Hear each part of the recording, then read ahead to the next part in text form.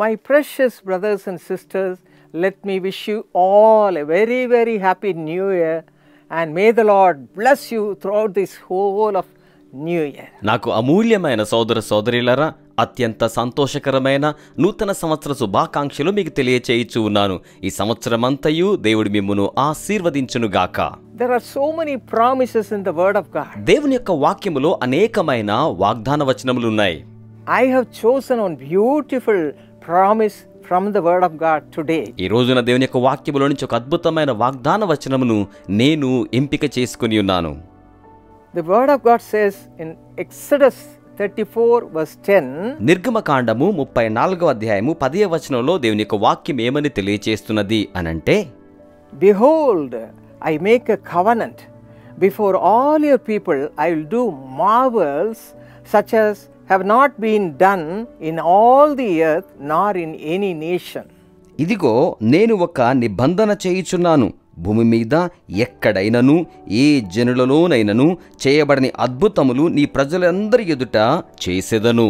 I am going to do an awesome thing this year. ఈ సంవత్సరం నేను ఒక మహోన్నతమైన క్రియను చేయబోచున్నాను. Those days God made this covenant to his people of Israel. ఆ దినములలో ఇజ్రాయేలు ప్రజలైన వారితో దేవుడి యొక్క నిబంధనను చేసి ఉన్నారు. Today we are remembering the same covenant which he made those days, and we are going to enjoy the same covenant. ఆ రోజున ఆ దినములలో ఆయన చేసిన అట్టి వాగ్దానమును మనము ఈ రోజున జ్ఞాపకం చేసుకుని ఆ వాగ్దానమును అనుభవించి ఆనందించనయ్యున్నాం. If you read 2 Corinthians chapter 1 verse 20, రెండవ కొరింథీ పత్రిక 1వ అధ్యాయము 20వ వచనమును మనం చదివినట్లయితే, we can claim these promises for us also even now. ఇప్పుడు కూడా ఇట్టి వాగ్దానములను మనము కూడా మన కొరకై స్వతంత్రించుకొనవచ్చును. Because the word of God says like this. ఎందుకనగా దేవుని యొక్క వాక్యం ఈ రీతిగా సెలవిస్తోంది. 2 Corinthians chapter 1:20 says, రెండవ కొరింథీ పత్రిక 1:20 ఏమని తెలియచేస్తోందంటే, all God's promises are yea and amen in Christ Jesus. దేవుని యొక్క వాగ్దానములన్నీ క్రీస్తు యేసునందు అవును ఆమేన్ అన్నట్లుగా To the ఉన్నాయి. glory of God through us. మన ద్వారా దేవుని యొక్క మహిమ నిమిత్తమై అలాగున వాగ్దానములు ఉన్నాయి. And Hebrews 10:23 says, all God's promises are made by the Lord, and he is faithful to fulfill them. Hebrew 10:23 ఏమని తెలియచేస్తుందంటే, దేవుని యొక్క వాగ్దానములన్నీ దేవుడు చేసి ఉన్నాడు, ఆయన వాటిని నెరవేర్చుటకు నమ్మదగిన వాడై ఉన్నారు. So my beloved brothers and sisters and my children, when you go through the Bible, you will be crossing through many promises. కనుక నా ప్రియమైన సోదరులారా సోదరిలారా చిన్న బిడ్డలారా, దేవుని యొక్క వాక్యాన్ని చదువుతున్నప్పుడు అనేక వాగ్దానములు మనం చూడగలుగుతాం. Try to keep them in your mind. వాటిని మీ మనసుకు దగ్గరగా ఉంచుకోనండి. At the right time, when you are in need, when you claim that promise, the Lord will answer your and also release you from all your agony. సరైన సమయంలో అక్కరగా ఉండి ఉన్నప్పుడట్టి వాగ్దానములను స్వతంత్రించుకున్నట్లయితే దేవుడు మీ ఆవేదనకు జవాబు అనుగ్రహించి ఆవేదన నుంచి మిమ్మును విడిపిస్తారు. According to that, the Lord made a promise to David. దీని ప్రకారమే దేవుడు దావీదునకు వాగ్దానమును చేసి ఉన్నారు. David was a man of God. దావీదు దైవజనుడై ఉన్నాడు.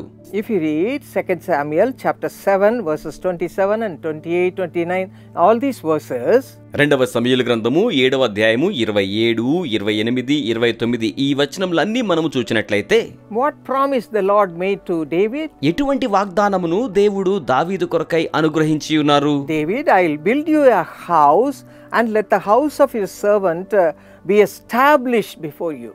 దావీదు, నేను నీకు ఒక నివాస స్థలము నిర్మాణము చేస్తాను, నీ దాసుని ఎదుట ఆ యొక్క నివాస స్థలము స్థిరమైనదిగా ఉంటుంది. David says, O Lord God, you are God, and your words are true. You have promised this goodness to your servant. దావీదు అంటూ ఉన్నాడు కదా, నీవు ప్రభువైన దేవుడువై ఉన్నావు, ఇట్టి మంచితనమును ఇట్టి మేలును నీ దాసుడైన దావీదునకు నీవు వాగ్దానము ప్రమాణము చేసి ఉన్నావు. And also David prayed, now therefore let it please you to bless the house of your servant, that it may continue before you forever. దయచేసి నీ దాసుడునైన నా కుటుంబం నిత్యము నీ సన్నిధిని ఉండునట్లుగా దానిని ఆశీర్వదించుము అని దావీదు ప్రార్థన చేయుచున్నాడు. This was David's prayer. ఇది దావీదు యొక్క ప్రార్థన. And he believed that prayer of David is answered. నమ్మండి, దావీదు చేసిన అట్టి ప్రార్థనకు దేవుడు జవాబు అనుగ్రహించి ఉన్నారు. And he says, "You are great, O Lord God." ఆయన అంటూ ఉన్నాడు, ఓ దేవా, నువ్వెంతో గొప్పవాడివై ఉండి ఉన్నావు. There is none like you. నీ వంటి వాడు ఎవ్వడునూ లేడు. Nor is there any God besides you. నీతో కూడా అన్నట్టుగా ఏ దేవుడునూ లేడు. According to all that we have heard with our ears. మన యొక్క చెవులతో మనం ఆలకించిన వాటన్నిటి ప్రకారం చూచినట్లయితే అటువంటి వారెవ్వరునూ కూడా లేరు. You will do great and awesome deeds for your land before your people. నీ ప్రజల ఎదుట, నీ ప్రజల భూభాగమునకు సంబంధించి మహోన్నతమైన కార్యములు నీవు చేయువాడవయ్యున్నావు. Yes, my precious brothers and sisters and children, you are going to receive a miracle from the Lord God of David.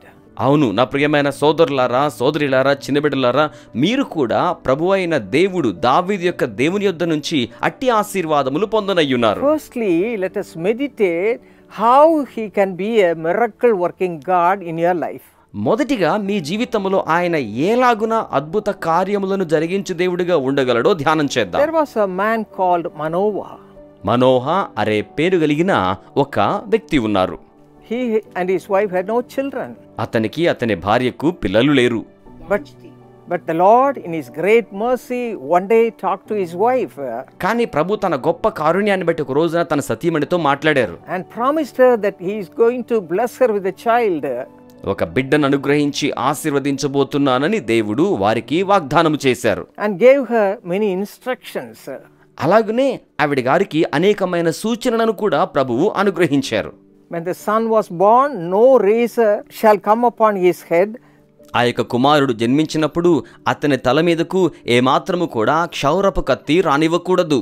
And the baby will be a special baby, a miraculous baby. ఆ యొక్క బిడ్డ ప్రత్యేకమైన మహాద్భుతమైన బిడ్డగా ఉంటారు. He will save Israelites, Israel people out of the life of the Philistines. అతడు ఇజ్రాయేలీయులను ఫిలిస్తీయుల యొక్క బారి నుంచి రక్షించేవానిగా ఉంటాడు. Philistines were always against the Israelites. ఫిలిస్తీయులు ఎల్లప్పుడూ కూడా ఇజ్రాయేలీయులకు విరోధంగా ఉంటూ ఉండేవారు. And this boy will be able to destroy those Philistines. ఈ యొక్క బాబు అట్టి ఫిలిస్తీయులందరినీ కూడా నాశనము చేయవలసిన వానిగా ఉన్నాడు. Manoah and his wife were thrilled to hear that. ఈ మాటలు వినినప్పుడు మనోహ అతని భార్య ఎంతగానో సంభ్రమాశ్చర్యాలకు లోనయ్యారు. And he asked the angel, "What is his name?" వారు ఆ యొక్క దూతను అడిగారు, అతని యొక్క పేరు ఏమిటి? And he said, "It's wonderful." అది అద్భుతకరము, ఆశ్చర్యకరమని జవాబు చెప్పారు. Yes. అవునండి. He was wonderful to bless the baby in a new way, and he was destroying the Philistines in a very, very miraculous way. మహాద్భుతమైన రీతిలో ఫిలిస్తీయులను నాశనము చేయడం అనేది చాలా గొప్ప, అద్భుతమైన, ఆశ్చర్యకరమైన విధానమై ఉన్నది. But at the same time, he lost all the power because of a woman. అయితే ఇంతటి గొప్ప శక్తిని అతడు ఒక స్త్రీ మూలముగా కోల్పోయిన వానిగా మనం చూస్తున్నాం. That woman was pestering Samson. Where is your strength comes from? All sorts of questions she was asking.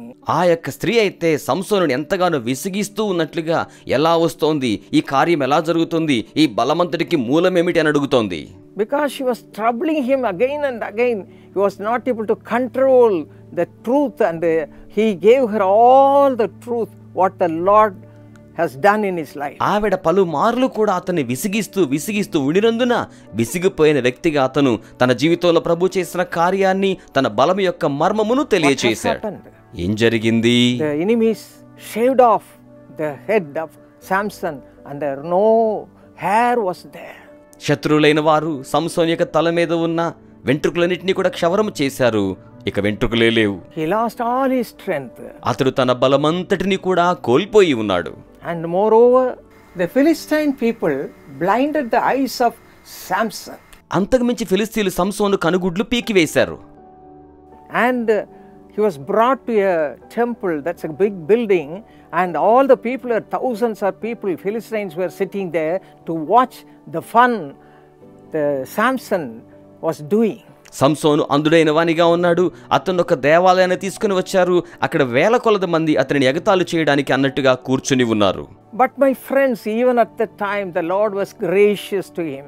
కానీ స్నేహితులారా, అట్టి సమయంలో కూడా దేవుడు ఎంతగానో కృపాసహితునిగా ఉండి ఉన్నారు. He did an amazing thing. ఆయన ఒక మహాద్భుతమైన కార్యమును జరిగించి ఉన్నారు. An awesome thing. మహోన్నతమైన కార్యం చేశారు. Samson asked the boy who was leading him, where are the two pillars which is upholding the whole building? తను నడిపిస్తూ ఉన్న బాబుని సంసోను అడుగుతూ ఉన్నాడు, ఈ భవనానికి ఆధారభూతముగా ఉన్న ఆ స్తంభములు ఎక్కడ ఉన్నాయి అని అడిగి ఉన్నాడు. He prayed a prayer to the Lord. అతడు ప్రభువునకు ఒక ప్రార్థన చేసి ఉన్నాడు. Father, give me your grace. తండ్రి, మీ కృపను నాకు అనుగ్రహించండి. Forgive me. నన్ను క్షమించండి. Hear my cry. నా యొక్క మొర్రను మీరు ఆలకించండి. When I shake these two pillars, destroy the whole building and destroy all the people who are inside the building.